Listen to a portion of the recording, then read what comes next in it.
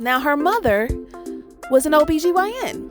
And her mama was fly. Like, if you could think of the embodiment of, like, Felicia Rashad as an OBGYN, like, that was her. Like, you were like, she's dope. I want to be like her. Like, she had it all. Feathered bangs, you know. I feel like she walked around in sequins every day.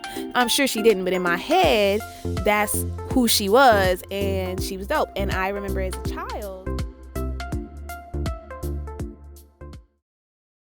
What is up, fam? I'm Dr. Dale, the author of How to Raise a Doctor Wisdom from Parents Who Did It, the author of Black Men in White Coats, the author of Pre-Med Mondays, the author of the Dr. Doc Children's series, the author of my newest book, which y'all go check it out if you're in healthcare and you want to know how to publish books. It's called A Doctor's Guide to Self-Publishing.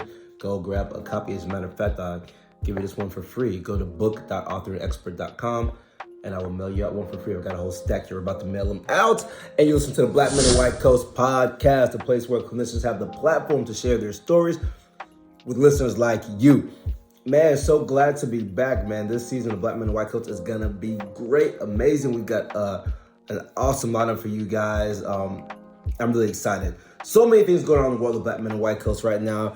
You can't even begin to imagine how many things are going on, what we're working on, the surprises and stuff that we've got churning in the background. I can't announce all of them just yet because they're still in the works, but we are doing our best to bring these things to fruition for you all. What I will tell you is we're still giving out MCAT scholarships, so stay tuned. We're going to be announcing more and more about that. Make sure you click on the links below, read the description. We'll put the information you need down there. We've been paying for people's MCATs. So y'all take the MCATs. You got to take the MCAT to go to med school. We're paying for MCATs thanks to people who have donated funds. The Black Goodall organization helped donate some money. Ms. Darlene Dotson. So Aaron Dotson is very strong. I'm collaborating with Black Men in White Coats. I mentored Aaron way back in the day when he was pre-med, and now he's an ophthalmologist. Right, his mother donated a decent amount of money to pay for a lot of MCATs as well. So make sure you guys definitely check out the little descriptions down below if you guys want to get your MCATs paid for, because we are doing it. It's not a gimmick. It's not a joke. We're really cutting checks for you all to pay for your MCATs thanks to these very generous donations. Man, what else I have to say? So if you haven't seen the movie, the documentary, check it out. bmwcmovie.com,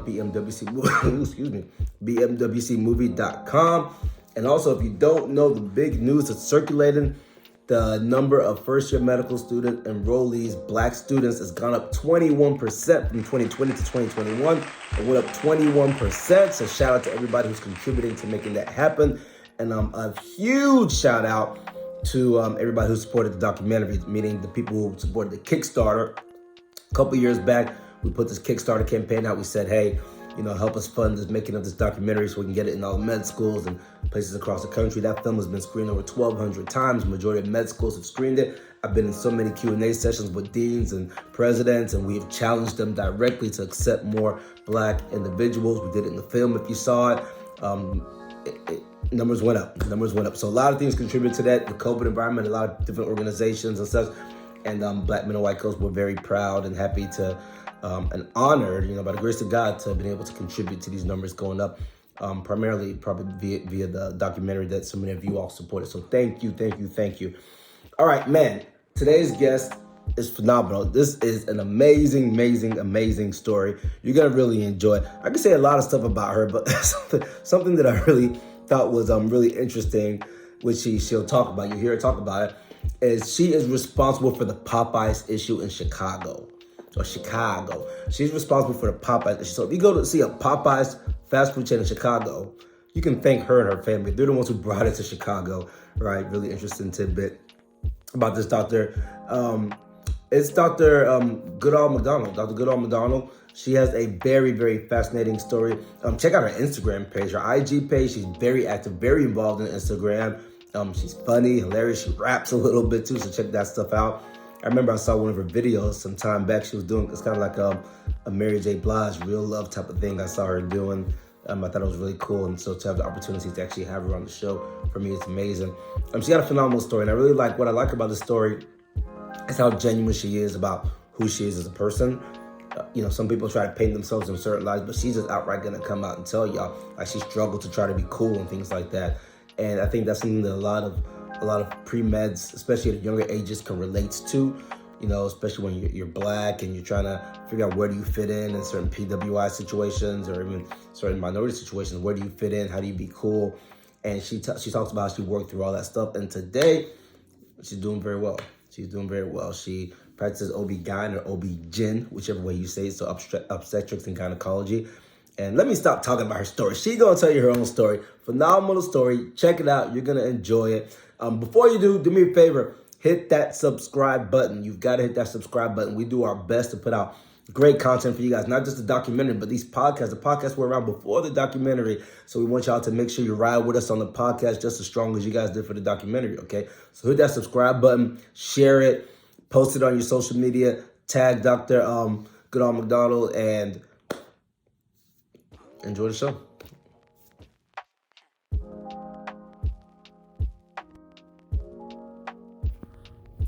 My name is Dr. Wendy Goodall McDonald, and I'm a board-certified obstetrician-gynecologist, and I'm here today to tell my story. I was born and raised in Chicago, Illinois, to two parents who hail from the Great Migration. My father, William Goodall, came from West Virginia, grew up in a relatively segregated and racially charged South, and told stories constantly about how he would just be chased by, white people, white boys throwing rocks and stones at him. He and his brothers would stick together and not be present in certain spaces after dark because of the potential implications and repercussions of that.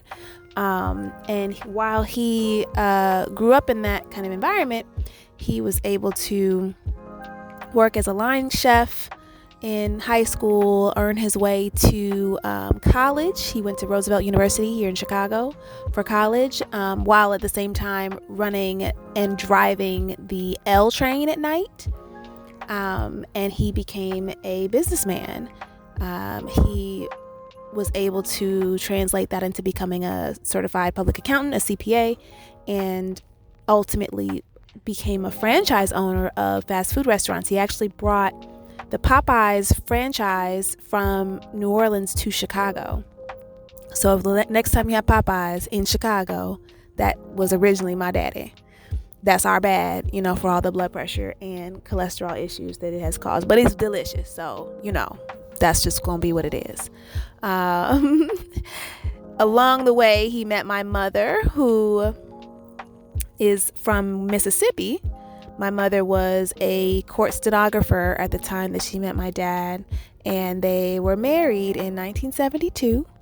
And about 9 years later, along came myself, my brother first, and then myself. And the rest is history with them. They've been together for all that time. So my mother grew up in Mississippi, also very present in the era of racial disparities and relative unrest.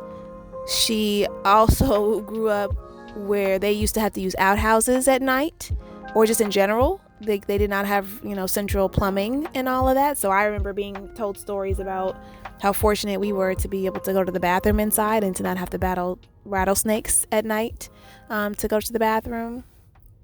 My mother is also a strong proponent of keeping women safe. I'm sure, and she never told me any stories specifically about being, sexually harassed or any kind of trauma, but she's always been very on guard with making sure that I was safe and that, nothing or no one was trying to do anything to me in a sexual way as a child. And I wonder if there was something to that. She was the only girl out of 5 boys in her family, and her mother was also very hard on her growing up. She said she used to get spanked and beat. She said sometimes she didn't even do anything, and she would just be the source of her mother's anger and disdain. And she was always very loving toward me and also protective of me, sometimes even more so than she needed to be. Like, I could be wrong in an argument with my brother and she would side with me. So I kind of took advantage of that, but I also recognized it growing up that there was something to her history and her past that had her super protective of me as her daughter. I grew up in the south side of Chicago. No big issues there, except, being a child of a father who owned a chain of fast food restaurants. I was a little, mini heiress, a little princess growing up, in the sense that I would, I used to be able to go into the Wendy's in Hyde Park. For anybody who's listening from Chicago, there was that Wendy's on 53rd Street. I could walk up in there when I was old enough to be walking up in there by myself, and I could order whatever I wanted, and then all I would have to say is it's a manager's meal, and it would be paid for. And so I would, kind of be the cool kid as a result of that. Or at least I thought I was cool. I really wasn't that cool at all. As a matter of fact, all my young life tried to battle to become cool, but that was my claim to fame, is that, like, friends or whoever wanted to come out and eat, they wouldn't necessarily take advantage of me because they knew I could eat for free, and they might be like, "Hey, can I get some fries or something?" And I'd be like, "Sure, get y'all some fries." But that was kind of cool growing up, to just be able to eat, for relative free. Ironically, at the house, we did not eat a lot of fast food. Fast food was kind of a treat. Like, once a year for our birthdays, we would have like a sit down dinner.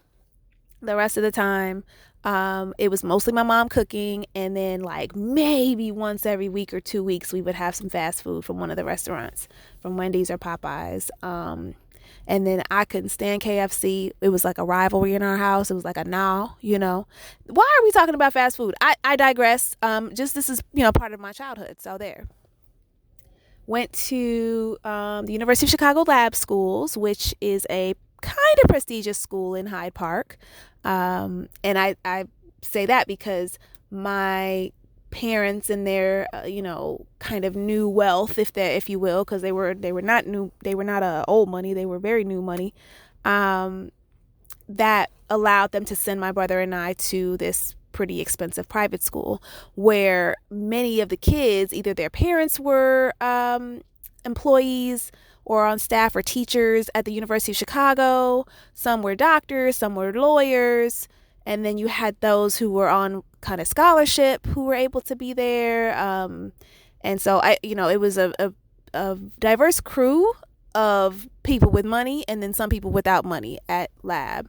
And it was predominantly white, really predominantly Jewish and white. I went to more bat and bar mitzvahs as an adolescent than I can, even state. And I could probably say the whole, sing the whole Torah prayer, today, because of all the bar and bat mitzvahs that I went to. But that was a way of life for me. And it was just how it was. So I would go to school, I would be in sports, I would do the things, and then I'd come home, and my mom was a stay-at-home wife until about high school, when the restaurant started to kind of crumble. They blackballed my dad to a degree because of, and I really still don't even know what happened, but I know Dave Thomas is not a name to be spoken in my house, because they really mistreated my dad. Stopped sending him food, stopped sending him inventory. I remember seeing my dad drink in the middle of the night for the first time. I think I came to the kitchen for something random, and he's sitting there with some whiskey, and I was like, oh, hell no, what is going on? Like the world was crumbling in my eyes. I'm like, what's happening?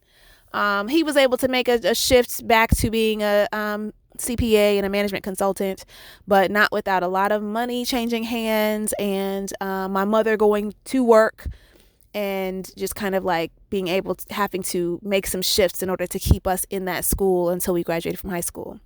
My brother and I both ironically ended up going to HBCUs for college. So I was applied to all kinds of schools, really all PWIs, not even thinking that was a thing. I really didn't know. Got a random mailer in the mail from Xavier University of Louisiana, XU. And I think on the front cover was like #1 in putting African Americans into medical school. So let's back up. One of my best friends in kindergarten was another little black girl. And again, I told you this school did not have a lot of black people in general. So she and I were really good friends, and not just because we were two black girls, but we had things in common, and it was cool. She was cool. Now her mother was an OBGYN.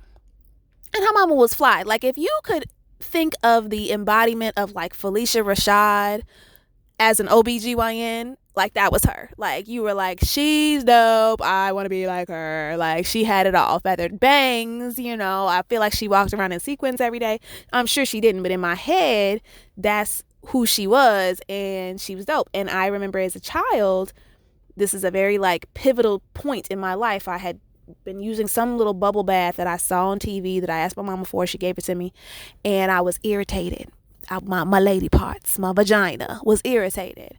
And I somehow mentioned it to her because I knew what she did. And I'm a kid. I'm probably like 7 or 6. And she was like, oh, baby, not everybody can just use everything down there. What you going to need to do is, like stop with the little bubble baths. Don't put soap, in places that don't belong. She did not have a Southern accent, but, go with it because it makes the story cooler.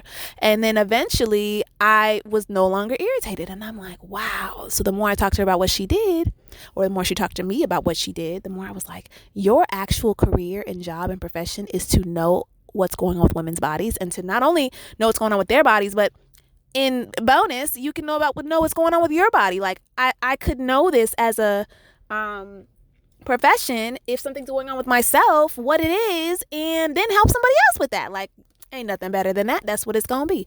So I decided as a youngster that I wanted to be a doctor, and specifically an OBGYN. So fast forward back to high school, as I'm applying for college, there was never a question of if you're going to college, it's where you're going to college. And I get this mailer, and then I sent them my stuff, and they must have liked me because they flew my dad and I down there to Xavier, toured the campus, didn't wine and dine. I don't remember going to any dinners or anything, but just really like introduced us to the scene, the scenario, the people, the places, the kind of what Xavier stood for. And I was sold. I applied, got in. I got a pretty substantial, hefty scholarship, which was a lovely thing. And hey, what's going on, y'all? Thanks for tuning into the podcast today. Please stay tuned while we hear from our sponsors. We need more black men in white coats because we need to save the lives of more black men. Period.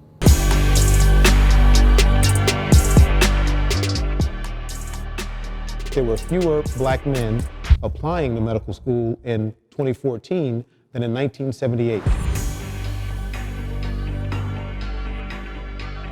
There are several medical schools that do not have any black men in their classrooms. When that is the case, and we're in a learning environment, there's going to be different conclusions made about how to care for people if there are not diverse people around the table. You need to care about your fellow man and woman, otherwise we all suffer. So the reason why white people, white women should care about diversifying the physician workforce, which includes black men, is because it makes it better for all of us. Historically, the system wasn't designed for black men to succeed. My mom, on and off drugs, in and out of jail my whole life, and becoming an orthopedic spine surgeon, if I can do it and come from that environment and everything that I went through, I think you can also. There are little black boys out there who see me on TV, who see me in this role, and who may not have ever thought that they could be a doctor, much less Surgeon General, who when they see that, all of a sudden think, I can do that too. We're approaching this as though it's a problem versus realizing that we have a crisis on our hands. What's the impact if this problem doesn't change? Black people are gonna continue dying. Yeah, ain't no time for stressing, I've been really stepping. Ooh, ooh. Yeah, if you wanna go get it, stop playing around. Really got on racks, ain't playing around. Wanna go get it, stop playing around. Really got on racks, ain't playing around. Black men, white coat, shit, we up right now, yeah. You gotta set you a goal, you gotta accomplish your goal.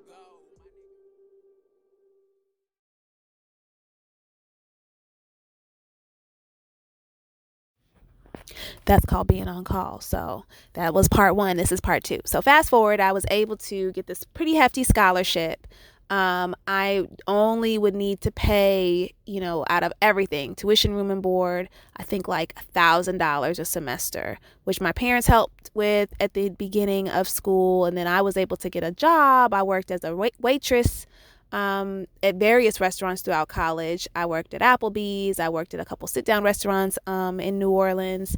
And then I even worked at a T-shirt shop on Bourbon Street at one point, and Rainbow.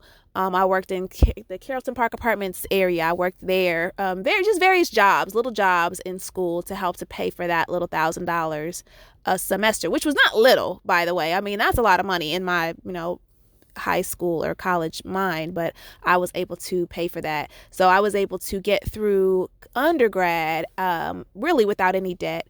My brother too was able to go to FAMU on a full scholarship. It's funny because we, out of our classes, were the only ones to go to HBCUs out of our school. But Xavier rocks the house. I can't say nothing, anything bad about my school.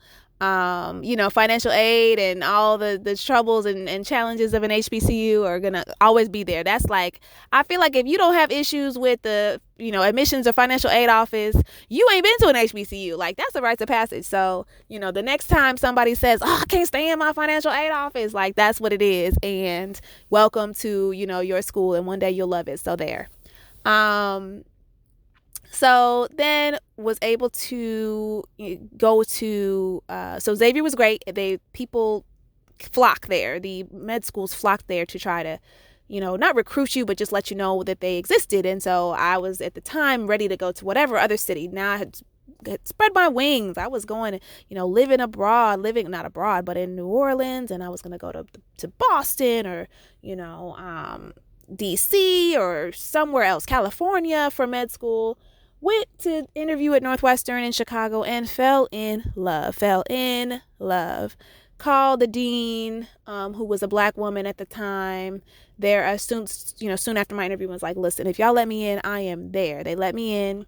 I probably shouldn't have been so eager because they gave me zero financial aid, but that's cool. I'm not bitter. Not bitter at all that all my student loans are from Northwestern. Not bitter that I'm still paying on those bad boys. That's okay. I'm going to get through that. I'm not going to dwell on the bitterness that I don't have. But now, was able to go to Northwestern. Grateful for that. Grateful because I was able to not only achieve my goal of becoming an OBGYN, but meet my husband who, for our first 2 years of med school, we're not interested in each other at all. Like, I went to school to get an education, not a husbandation, and turned around and kind of opened both of our eyes maybe mid-second to end of second year. And it was like, you cool and you cool too. And we not only did we start dating randomly at the end of second year, we were married between third and fourth year. So like a year later, we were married, which was crazy because we literally were not even on each other's radar for those first 2 years. But, again, I digress. Was able to finish med school at Northwestern, matched in OBGYN residency at Rush. Did my 4 years there, which I loved. I will always tell people Northwestern is like the, classy, high class, beautiful, on the lake hospital in Chicago. Rush will give you that same care, if not the same, if not better. And I won't even say better because I don't think it's better about being better or worse, but it's not as pretty, So I loved my education there. We didn't have the same volume of OB, but we had a lot of high risk OB. We dealt with a larger proportion of preeclampsia, diabetes. Like, our volume for just regular routine OBs wasn't as many as Northwestern, but we would receive transfers from all over the city to Rush. Our MFM department was super strong. So I feel like my training there, while not at the same speed, pace, and volume as it was at Northwestern, it was dense with information and understanding and training and surgery. I was voted the best, or given the accolade of the best surgical skills in my residency class as a senior, and I still take that with pride, and was able to finish there and start my practice. I didn't start a practice. I joined a practice at Northwestern, which is where I work to this day. I've been with my practice, Women's Health Consulting, which is downtown Chicago, since 2011, since I finished residency, and I love it, and I'm proud to be there, and I love what I do. Now, that's not all I do. I work and I deliver babies and I do surgeries, and I also happen to sing and rap and write. In 2017, roundabout, I started a blog called The Gynecoblogic, and it was a women's health. It is a women's health blog, or I now consider myself the MD for humans with vaginas, because I don't. It's not about, to me, the pronouns. I'm down for all the pronouns, but if you have a vagina, I'm your doc. I got you. You know what I'm saying? Because some people are like, you should be, treat women with an X, and I'm like, well, I don't really treat trans women. Like, I would treat cisgender women and trans men. So, yeah, there. But anyway, the blog is for humans with vaginas. And it is just education, but I would always kind of put it in a witty or fun way. I pride myself in explaining health information to people in a way that I learned it, or in a way that I understand it. I told you, from this household where my parents were educated, but not like old education. Not, I wasn't learning anatomy from my parents, but my parents did buy me an anatomy kit when I was like young and expressing interest in being a doctor, and they bought me little programs on our big old computer, that looked like Atari, but where you were putting like the humerus where it belonged and the femur where it belonged and all that. And so they fostered my education, but I didn't learn that stuff from them. I was the one who, you choke and you stand up and put your arms up and they hit you on your back hard as they can, or you don't go outside without a hat on because you're going to catch a cold, or if you feel like you're sniffly, let's eat all this garlic. And I'm not saying that garlic isn't helpful, but I'm saying I did not learn the actual understanding of, microbiology and infectious disease. And I learned zero sexual health from my parents. Zero sexual health. Like, I, to this day, don't think my parents think I have sex, and I have 3 kids.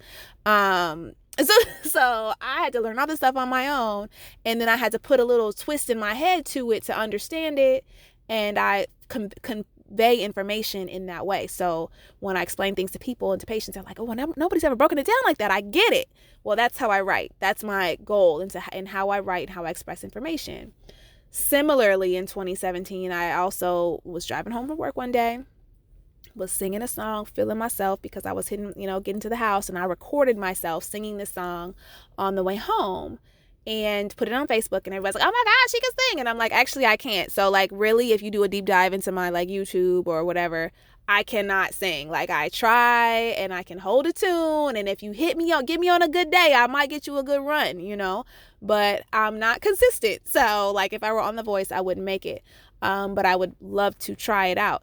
That said, since people really were like feeling it, I used to always rewrite songs in my head, or rewrite raps in my head, or even rewrite like commercials in my head. So I started rewriting songs and raps of regular songs to parody about health information.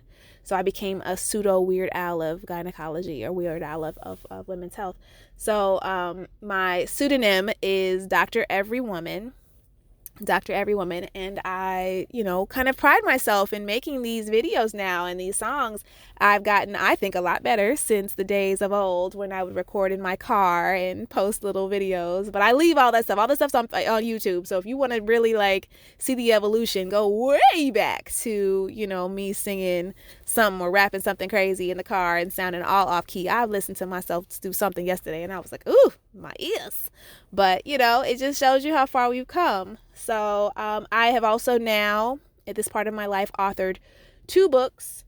One is called It Smells Just Like Popcorn. It's a women's health guide, but again, funny, witty, kind of snarky, kind of, tongue-in-cheek, as they say, and it's just an index of women's health information. I also have a children's book called, I don't know why I can't talk right now. It's because it's the middle of the night. I also have authored a children's book. It's called My Body is My Temple, but it's the Powerful Nia series of like Nia, who is this little girl, and she's like, thinks the world of herself. And I hope to author more books under that blanket of Powerful Nia.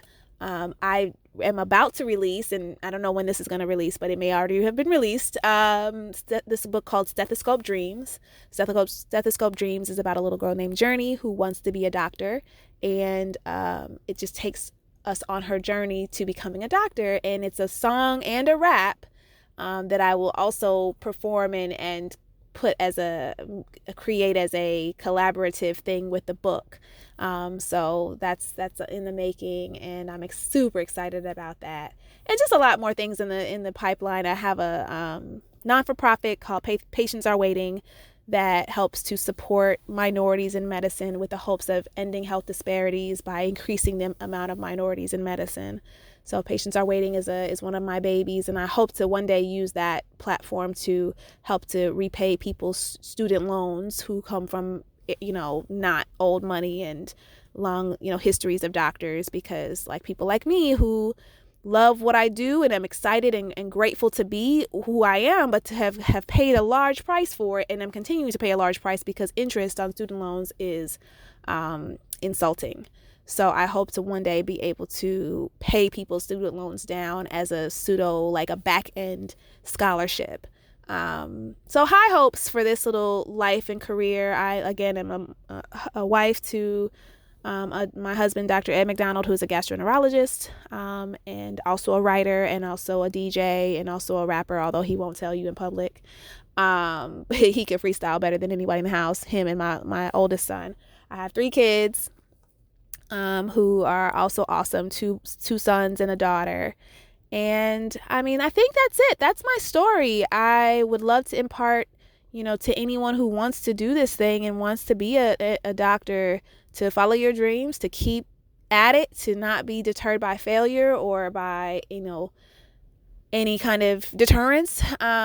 It takes energy, it takes time, it takes perseverance. And I am just now being able to kind of like explore the fruits of knowing what I know, but doing creative things with it, which is just the icing on the cake. So thanks for listening.